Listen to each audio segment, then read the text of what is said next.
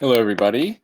Dr. White here with some screencasts to go with the little bit that we're going to cover out of Chapter 3 in the course. So you won't depend heavily on the textbook here because we really will cover so little of Chapter 3 in separate directions. I may suggest some parts of the textbook that are good to look at, but really you'll probably find the slides in the screencast and the DA quite sufficient.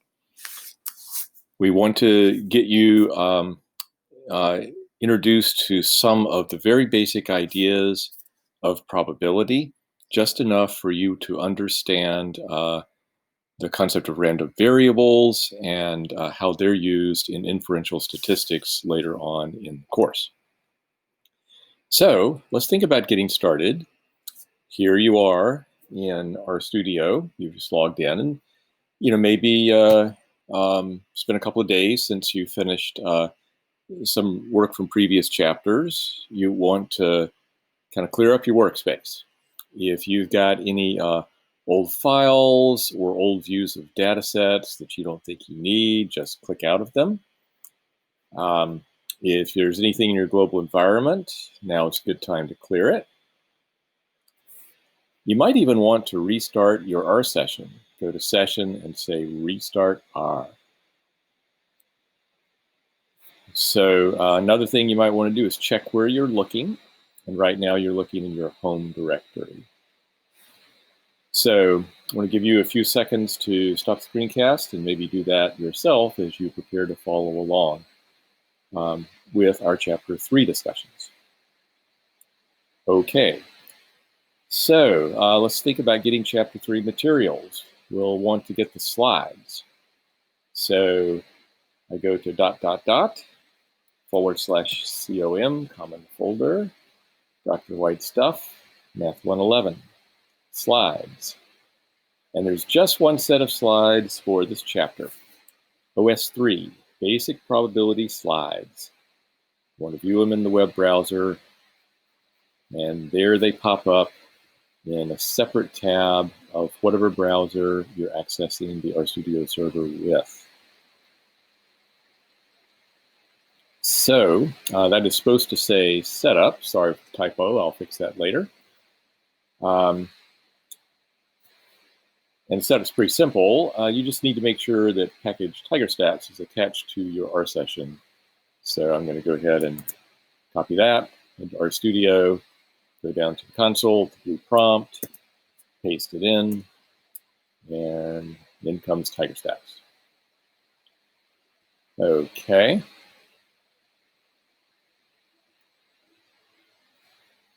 Random variables. This is the key concept for the whole chapter. A random variable is a number whose value depends on the outcome of a chance process. That's what a random variable is. So for example, suppose you flip a fair coin 3 times. That's a chance process because it's a matter of chance how that coin is going to come up, heads or tails, each time. Now let's associate a number with the chance process. Let's let X be the number of heads that you got in those 3 tosses. That's the number that depends on chance. So it's a random variable. It meets the condition in the definition to be a random variable. Another example, you flip a fair coin once. And suppose that if it lands heads, you win $12. And if it lands tails, you lose $10. Let's let W be how much you win. So that's either a 12 or a minus 10 if you lose $10. W is a number that's dependent on chance, so it's also a random variable. And just to convince you that not all random variables come from coin flips, let's say you roll a 6-sided die.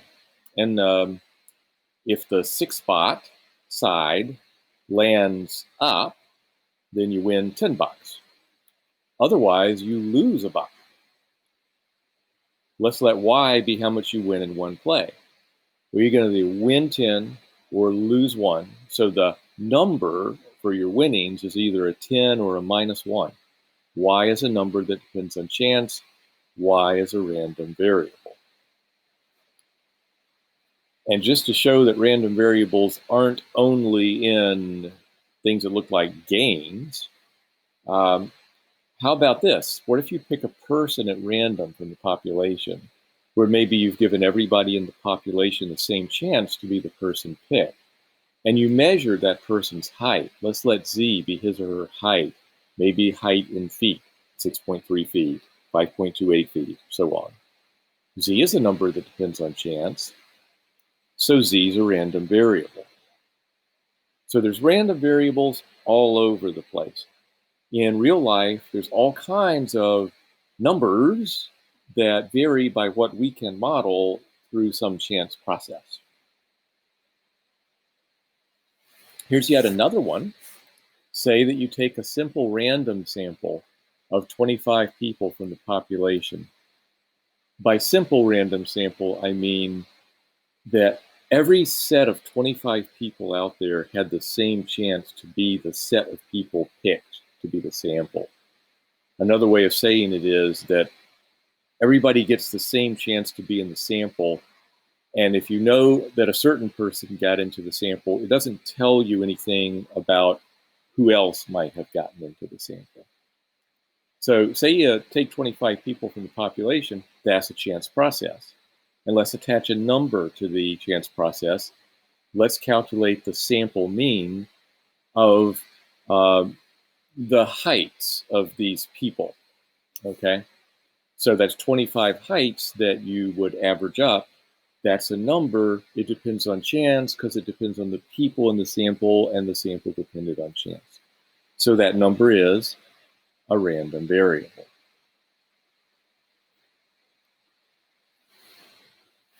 Okay, so we have the concept of random variables, and we know that a random variable could turn out to be different numbers.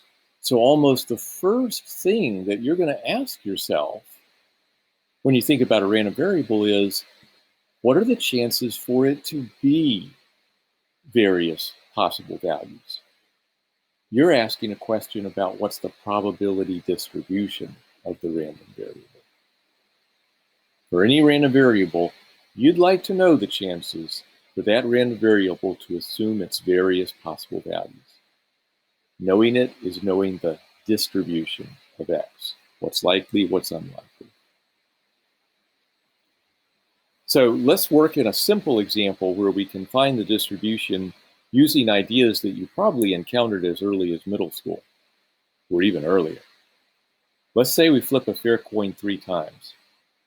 And the possible ways that it could come out is really only a few ways if what you're thinking of as coming out is just whether each flip was heads or tails. You could get all 3 heads. You could get 2 heads and a tail, and that could happen in one of 3 ways. Heads, heads, tails, heads, tails, head, or the first one tails and the last 2 heads. I guess it's possible also to get just one head and 2 tails, and that could be the heads came first, tails then heads then tails, tails, tails, then heads. And finally, you could get no heads, all 3 are tails. There's only one way to do that, tails, tails, tails. Count them up, 1, 2, 3, 4, 5, 6, 7, 8 possible outcomes. Now, let's set up a random variable. Let's let X be the number of heads that you get. And let's see if we can find its distribution. It's going to be key here to know that this was a fair coin, equally likely to get heads or tails on each toss. So my first step in getting this distribution is to see if I can associate a value of X with each of the possible outcomes for the chance process. X is the number of heads. So if I got tails, tails, tails, X would be 0.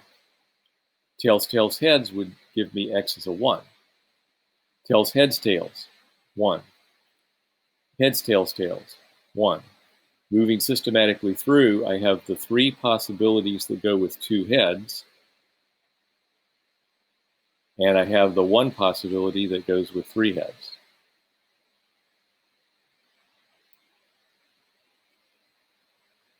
And remember, this is a fair coin. Each of these outcomes is equally likely. If there's 8 outcomes, I figure there's a 1 in 8 chance for each of the outcomes to occur. That helps me find the chances for that random variable capital X to take on its various possible values. In this table here, the little x is each of the possible values it could have taken on. No heads, 1 head, 2 heads, 3 heads. And let's think about it. There was only 1 in the 8 ways to get no heads. That was the tails, tails, tails.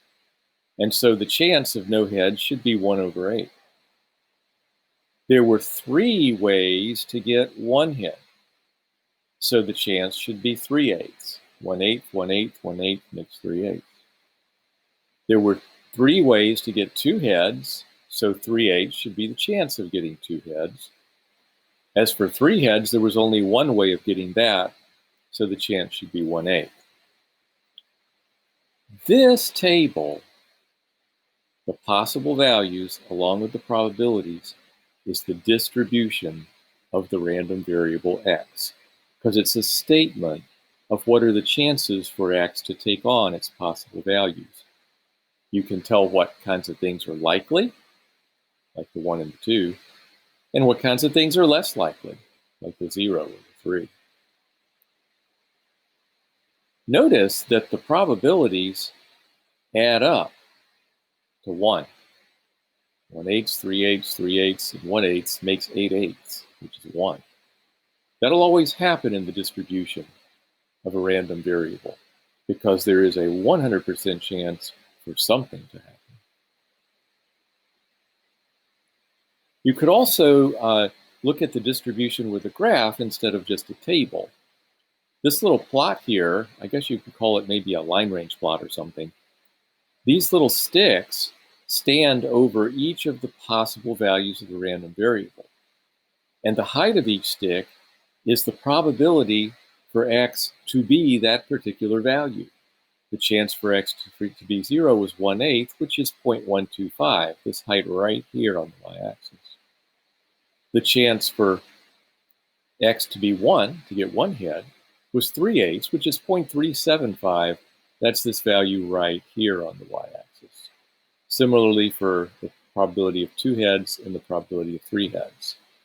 This graphical distribution, where most of the stickness is here, is telling you visually that 1 and 2 are the more likely things to happen.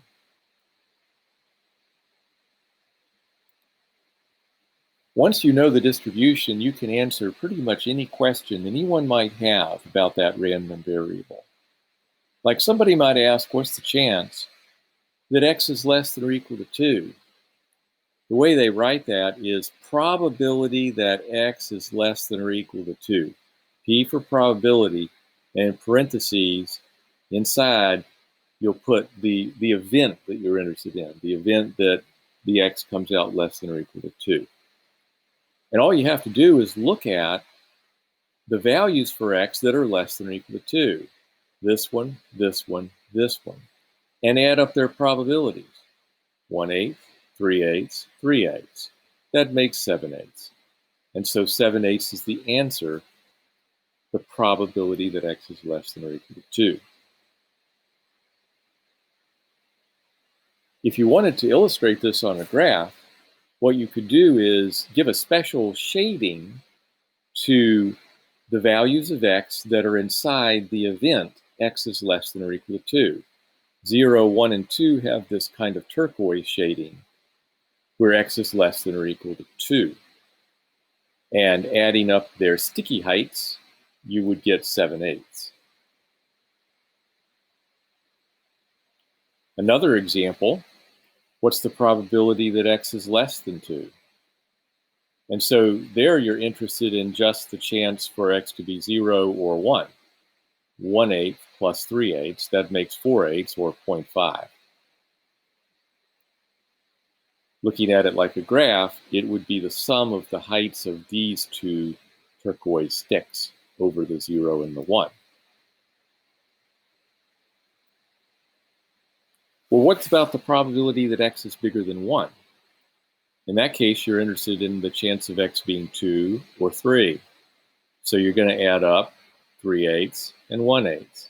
Again, that's 4/8 or 0.5.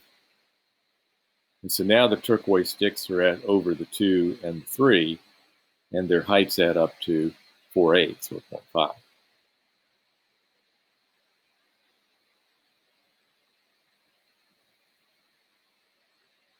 Now, one of our random variables involved rolling a 6-sided die, and if you got the 6 spots landing up, you won $10, and if not, you lost $1, and y was supposed to be how much you win in one play of this game. Let's think about this random variable a bit. We can get its distribution when we think about the fact that the die is fair, every side equally likely to come up. Well, there's only 1 out of the 6 sides that has the 6 spots. So there's only a 1 in 6 chance of getting the 10. Since the numbers in the probability column for distribution have to add up to 1 for 100%, then you know that this other number is going to have to be 5/6. That's what it takes to add the 1/6 to get a 1. You could also reason it out by saying that the other 5 sides lose you the $1.